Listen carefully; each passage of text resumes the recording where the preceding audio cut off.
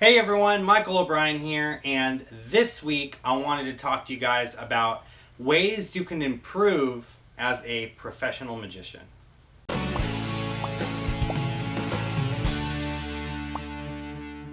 Alright guys, so I wanted to talk a little bit about ways that you can improve yourself as a professional magician that aren't exactly magic related.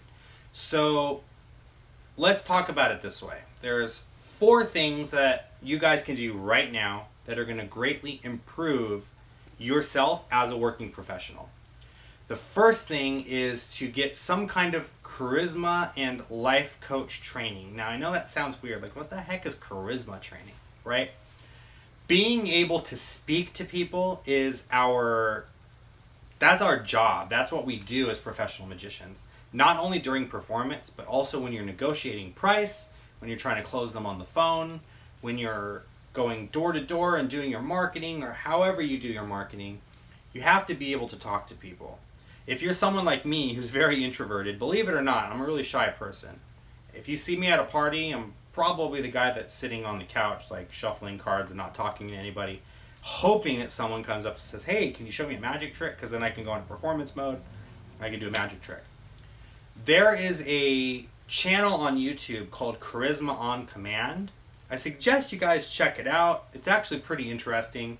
They go into some details that help you kind of break out of your shell if you're shy.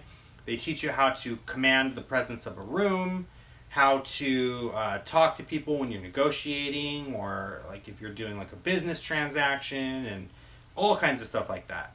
So working on your public speaking skills is really going to help you out. I suggest you check out that channel, Charisma on Command. I'll leave a link in the description below for you. The second thing is having proper theatrical training.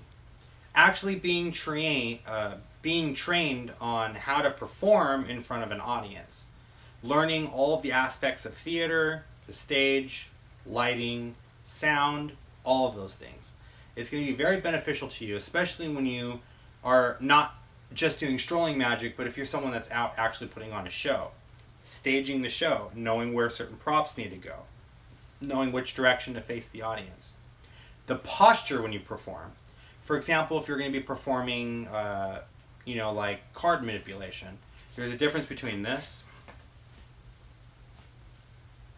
versus this. So having proper theatrical training and being classically trained in that aspect is really going to help your actual performance when it comes time to do a show. Again, specifically if you're doing stage magic, or if you're performing close-up, but in a formal close-up environment, other than, like doing strolling and stuff like that. The third thing that you guys should be looking into is marketing and advertising training. Learning different techniques to actually go out, grab customers, and reel them in. One person that I've actually really gotten into and I've actually looked at a lot of videos and learned a lot from is Dan Lok. I'll leave a link in the description below for his channel as well, so you guys can go check that out. You're going to learn a lot of marketing and advertising advice as well as a lot of business advice. So the idea is to learn how to reel customers in. When I talk about marketing and advertising, what I'm talking about is grabbing different potential clients and then bringing them to you. Getting their attention, getting them to come to you. That way you're not just making millions of cold calls every day, but you're actually maybe running ads or leveraging free advertising or referrals to get more business to come to you. Which rolls right into the fourth thing, which is general business and entrepreneurship training. You guys should learn the very basics about running a business. When it comes to being a professional magician, the business side of it often gets overlooked. We might want to have a really good magic show, which is fine. We might also want to have a really big social media presence, again, which is fine. We might also really want everyone to like us and to love us and to just have the most amazing time in all of our shows, which is fine. But if you're not making any money doing it, can you really call yourself a professional magician? So learning the ins and outs of running your own business is very, very important. Even things like, what deductibles can I write off on my taxes?